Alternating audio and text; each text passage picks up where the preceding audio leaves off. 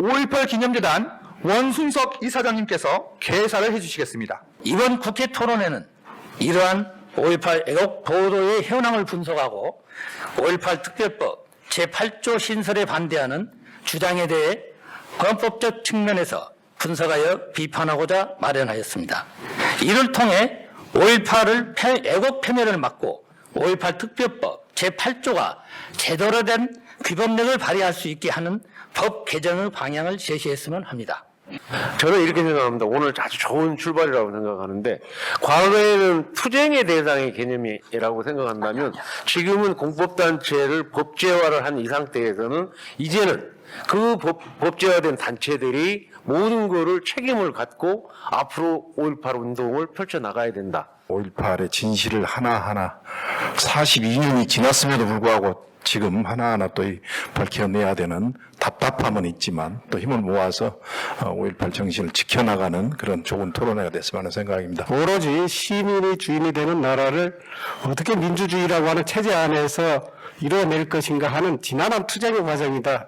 저는 그렇게 보고 있습니다. 5.18에 대해서는 왜곡하고 있는 이 현실이 아직도 5.18이 가야 될 길이, 진상규명을 해야 될 길이 아직도 많이 남아있구나라는 생각이 듭니다. 민주주의를 지켜온 항쟁의 도시 광주의 딸로서 자부심을 가지고 역사 왜곡 세력에 맞서서 여러분과 함께 하겠습니다. 유공자분들 또 가족분들은 그 80년 5.18 이후의 삶이 지옥 아닙니까?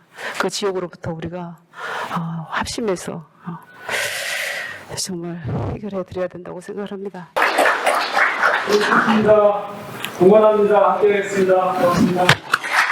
계속 한 걸음 한 걸음 나가서 우리 민주화의 성지인 미국에서 우리 5.18 민주화 정신 개선을 위해서 최선을 다하겠습니다. 입법과 관련해서 계속해서 주장해왔고 또 이렇게 입법이 돼서 너무나 기쁩니다. 그렇지만 또 이 법의 취지를 계속해서 지켜가고 또 5.18의 어떤 정신이 계속해서 확대되고 확장되는 것이 필요하다고 생각합니다.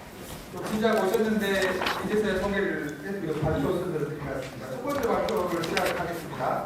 언론 매체 5.18 왜곡 보도 현황 분석이라는 주제로 민주언론 시민연합 신민희 사무처장님의 발표를 듣겠습니다. 박수 부탁드립니다. 18쪽에 보면 5.18 왜곡이 지금도 언론, 미디어 또는 온라인을 통해서 어떻게 왜곡이 되고 있는가 부분인데요. 군사반란 범죄와 쿠데타 수괴로 광주 시민을 학살하고 정권을 찬탈한 전두환, 광주 민간인 학살에 대한 사과 없이 2021년 11월 23일 사망을 했습니다. 생전 광주 민주화운동 진상을 왜곡하거나 허위사실로 폄훼하면서 5.18 민주화운동의 진실을 끝내 인정하지 않고 입장도 밝히지 않고 사망을 했습니다. 대표적인 5.18 민주화운동 왜곡의 주범이기도 하지요.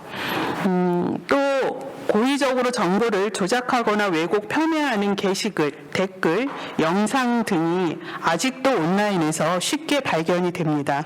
특히 어린이, 청소년, 젊은 세대들 같은 경우 5.18 이 광주 민주화 운동에 대해서 역사적으로 어떤 운동인지 어떤 과정인지에 대해 교육을 받지 않은 그런 이용자들이 온라인에서 이런 영상이나 게시글을 봤을 때 상당히 실제한다라고 하는 것처럼 영향을 받는다라는 조사 결과도 있습니다.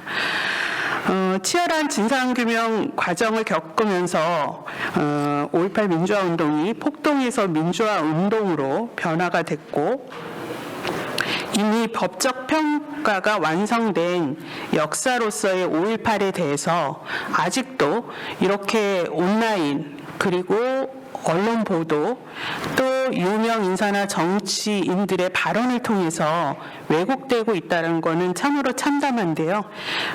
이 부분에 대해서는 또 어떻게 대처할 것인가는 또 다른 분들이 또 많은 좋은 제안을 해주실 거로 생각이 듭니다.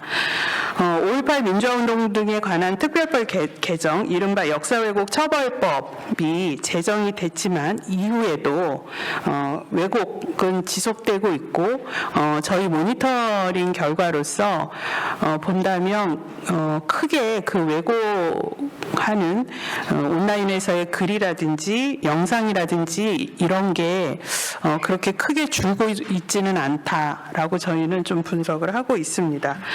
5.18 왜곡 프레임은 이재희 연구위원님이 이 표로 잘 정리해 주셨는데 저희가 모니터링을 할 때도 이 기준을 상당히 도움을 받아서 모니터링을 하고 있습니다. 지금까지 그 민원연이 추진해온 이 모니터링과 특히 올해 모니터링 결과를 바탕으로 좀 말씀을 드린다면요. 2015년부터 시작된 이 상설 모니터링은 언론 보도 감시뿐 아니라 포털 뉴스 기사 댓글, 유튜브 영상 콘텐츠로 확대를 하며 5.18 민주화 운동의 역사성을 왜곡하고 정당성을 훼손하는 표현에 대한 적극적 대응으로서 의미가 있다. 그리고 이런 적극적 대응이 필요하다는 사회 인식을 높인 것에도 기여했다라고 생각을 합니다. 5.18 민주화 운동을 부정적으로 표현하거나 지역 감정을 조장하고 지역차별 발언, 소수자 차별 발언 등이 수년간 모니터링이 지속이 되면서 특히 종편에서의 막말 왜곡 등의 자극적이고 선정적이고 감정적인 표현과 출연자들의 발언을 감소시키는 효과를 가져왔습니다. 또한 팩트체크 활동 모니터 보고서 결과를 언론 기사화를 통해 이런 문제점들이 알려지면서 5.18 민주화 운동에 대한 허위 조작 정보, 허위 유포자가 줄어드는 데 기여했다라고 생각을 합니다. 특히나 왜곡 폄훼의 조롱 정도가 심각했던 종편 시사 토큰 프로그램의 진행자와 패널 등의 오보 막말 편파 발언을 견제하고 그러한 허위 주장이 감소시키는 결과를 낳은 것이 가장 큰 성과였다라고 생각을 합니다. 이렇게 축적된 모니터링 및 분석 자료로 허위 주장을 일삼는 지만원, 망언을 반성하지 않는 전두환에 대한 실형 선고의 근거, 계기가 되면서 사법적 책임을 묻게 되고 이에 따른 사회적 경각심을 높이는 데도 기여했다라고 봅니다. 방송통신심의위원회 심의민원 제도를 통한 지속적 대응으로 행정기관의 적극성을 제고를 한 점, 그리고 유튜브는 국외 사업자인데요. 유튜브가 5.18 민주화운동에 대한 이런 왜곡된 폄훼 영상들을 신고를 해도 차단하거나 삭제하지 않았는데 이런 지속적인 노력 그리고 방송통신심의위원회가 나서라라는 사회적 여론에 이제는 유튜브에서도 5.18 민주화 운동에 대한 문제 영상은 이게 한국에서는 나치 정도의 아주 큰 문제다. 이렇게 인식을 하게 됐다고 합니다. 그래서 차단하거나 또는 삭제하는 그 속도 처리가 빨라지고 있다라고 합니다. 유튜브는 이 한국에서 신고된 건수에 대해서 그렇게 적극적이지 않아서 저희가 지속적으로 문제를 제기하고 있는데요. 그나마 다행인 것은 5.18 민주화 운동에 대한 인식만은 좀 제대로 하고 있다. 이렇게 저희가 전달을 받았습니다. 일상 모니터링을 통한 적극적 대응은 독자, 시청자, 온라인 이용자들의 왜곡 인식 개선에도 기여를 하고 있다라고 봅니다. 또한 언론의 책임 있는 보도를 촉구하면서 5.18 민주화 운동 정체성 확립에도 중요한 역할을 하고 있다라고 생각하는데요.